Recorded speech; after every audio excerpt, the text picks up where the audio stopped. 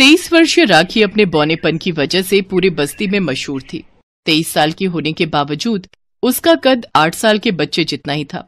वो मुंबई की धारावी बस्ती में अपने गरीब माता पिता के साथ रहती थी। उसके पिता एक मजदूर थे। राखी पढ़ने में बहुत तेज थी।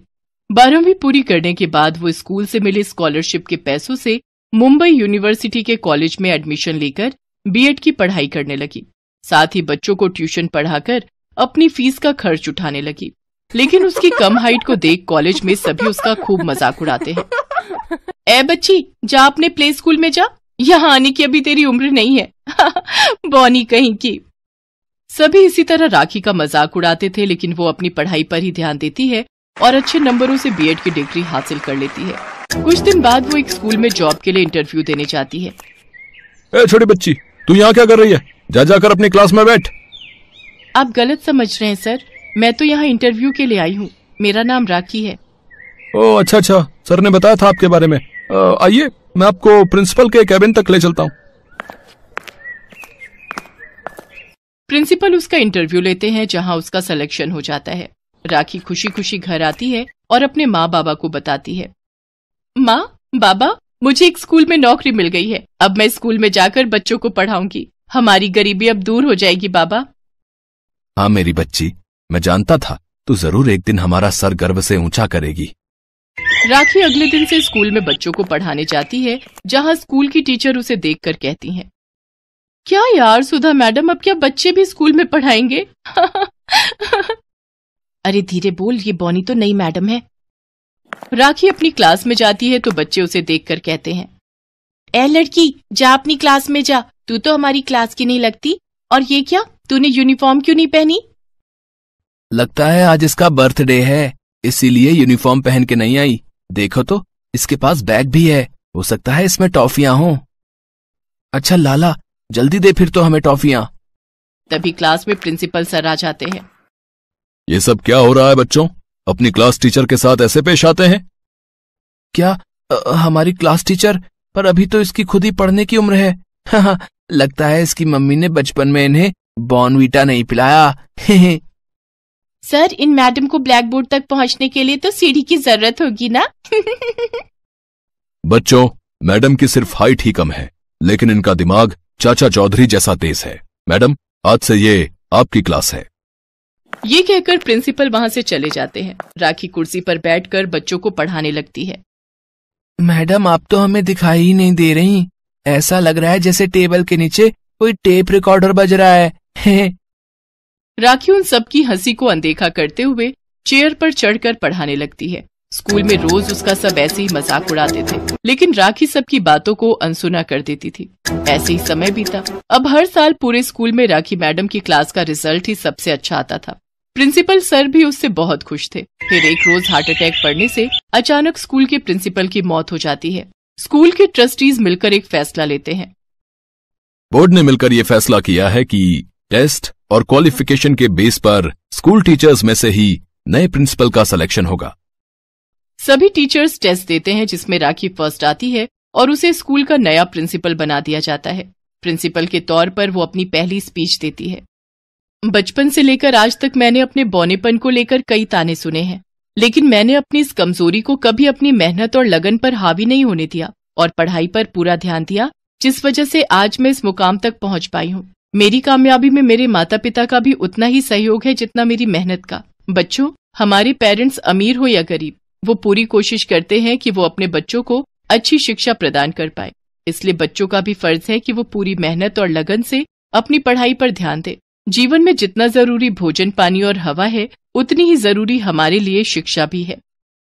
उसकी बातें सुन अब सभी टीचर्स और बच्चों को अपनी गलती का एहसास हो जाता है और वो जोरदार तालियों की गड़गड़ाहट से राखी की कामयाबी का जश्न मनाते हैं। इतनी कम उम्र में प्रिंसिपल बनता देख राखी के माता पिता को भी उस पर खूब गर्व होता है। राखी अब एक नया बड़ा घर खरीद लेती है, जहाँ ऐशो आराम की हर सुख सुविधा होती है। स्कूल में भी अब सब राखी की खूब इज्जत किया करते थे।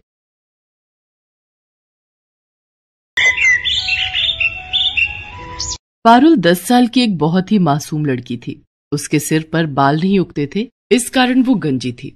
आस पड़ोस, रिश्तेदार और स्कूल में सब पारुल को गंजी या फिर टकली कहकर बुलाते थे।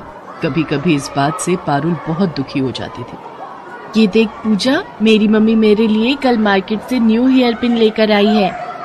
अरे शीतल, ये हेयर पिन तो बहुत सुंदर है, मुझे ऐसी पिन्स मंगवा देगी?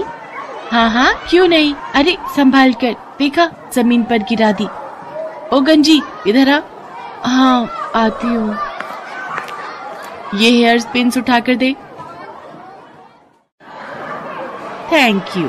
अच्छा, तुझे चाहिए तो तेरे लिए भी एक सेट मंगवा दूंगी। नहीं, मुझे नहीं चाहिए। तू भी पागल है शीतल, ये गंजी अपने सिर पर हेयर पिन्स कैसे लगाएगी? ये तो गंजी है, गंजी।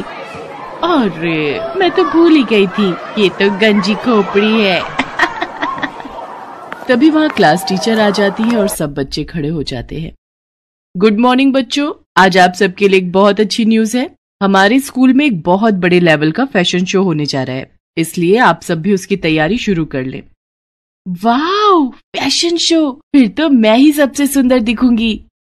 यार शीतल, तू तो बहुत घमंडी है, हम भी तो सुंदर लग सकते हैं। तू अपने बारे में क्यों सोचती है? ये बात तेरी अच्छी नहीं है। अरे नहीं नहीं, मेरा वो मतलब नहीं था, तुम सब भी सुंदर बन जाना। पर मैं एक रिच फैमिली से बिलोंग करती हूँ, तो मेरे मॉम डैड तो मेरे लिए महंगी ड्रेस खरीद ही देंगे। तेरे मम्मी पापा तो जॉब करते हैं ना, तो तेरे लिए इतनी महंगी ड्रेस नहीं खरीद पाएंगे। और मेरे तो बाल भी कितने लंबे और सुंदर हैं, मैं तो अपने बालों में पार्लर से कोई भी अच्छा सा स्टाइल बनवा सकती हूँ।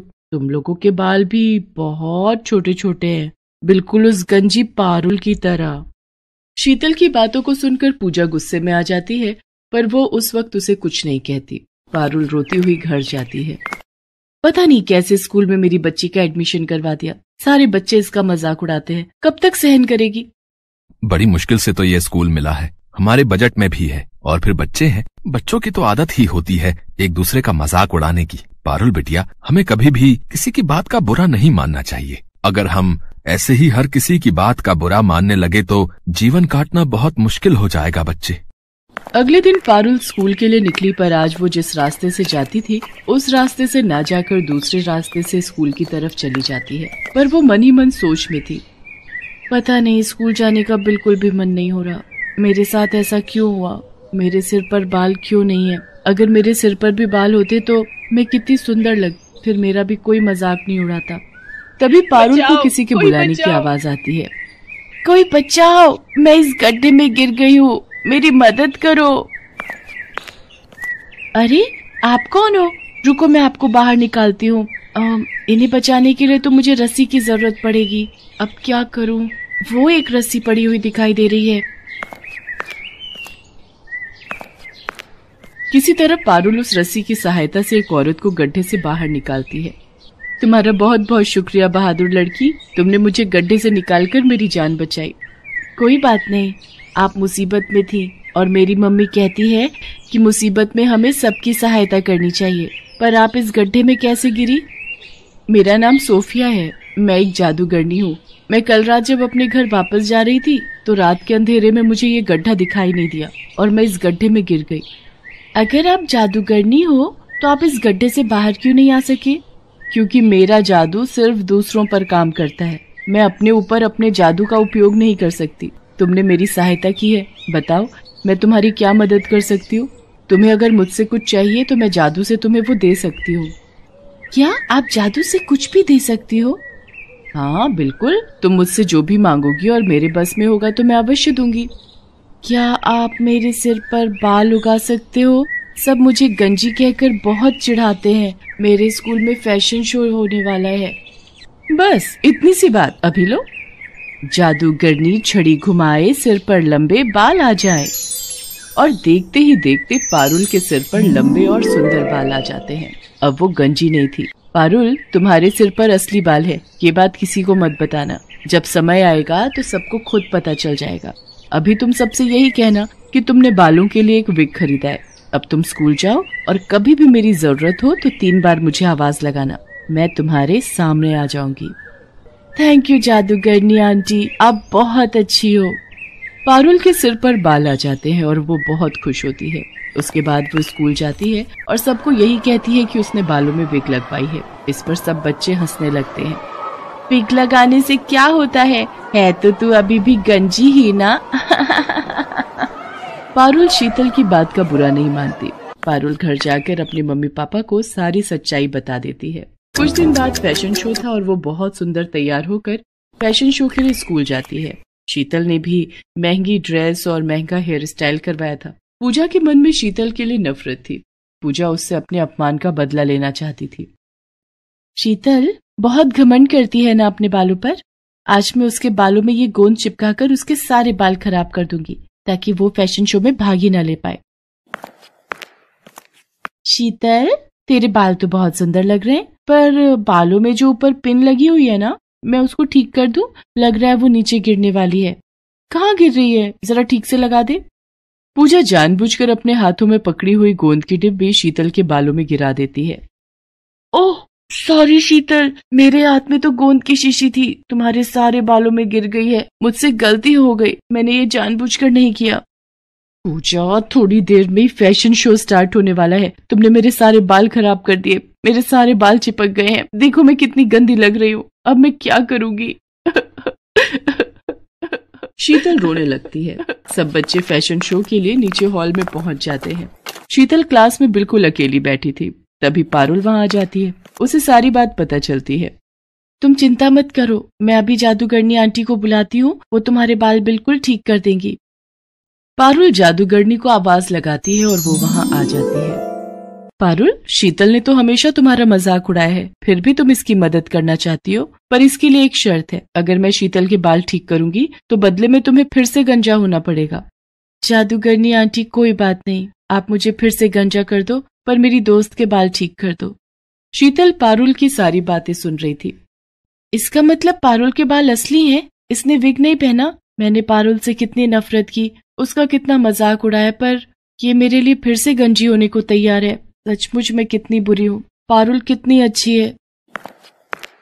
जादूगरनी आंटी, आप ऐसा कुछ मत करना। आप पारुल को फिर से गंजा मत करो। मैं फैशन शो में हिस्सा नहीं लूंगी। आप मेरे बाल ऐसे ही रहने दो। चिंता मत करो शीतल, मैं तो पारुल की परीक्षा ले रही थी। मैं ऐसा कुछ नहीं करूंगी। मैं तुम्हें सीख देना चाहती थी। कभी भी किसी से ईर्ष्या मत करना। ईर्ष्या करना बुरी बात है। पारुल, तुम सचमुच बहुत संस्कारी बच्ची हो। तुम्हारे माता पिता ने तुम्हें बहुत अच्छे संस्कार दिए हैं, इसलिए मैं तुम्हारे कहने पर शीतल के बाल ठीक कर देती हूँ। जादूगरनी शीतल के बाल ठीक कर देती है। मुझे माफ कर दो पारुल, मैंने हमेशा तुम्हारा मजाक उड़ाया। मेरी अपनी दोस्त पूजा मेरे साथ गलत कर गई। मैं सबको बताऊंगी कि तुम बहुत अच्छी हो। पारुल, अब मैं चलती हूँ। अब मैं कुछ समय के लिए यहाँ से दूर जा रही हूँ, इसलिए मेरा तुमसे मिलना नहीं हो पाएगा। मैं जब भी वापस आऊंगी तो तुमसे जरूर मिलूंगी। पारुल और शीतल दोनों मिलकर फैशन शो में हिस्सा लेती हैं। शीतल सबको पारुल के बारे में बताती है। शीतल ने पूजा से बात करना बंद कर दिया था, क्योंकि पूजा ने जानबूझकर बहुत बड़ी गलती की थी। उस दिन से पारुल और शीतल दोनों अच्छी दोस्त बन जाते हैं। पारुल ने हमेशा दूसरों की मदद की, और जो दूसरों की मदद करता है हमेशा उसके साथ अच्छा ही होता है।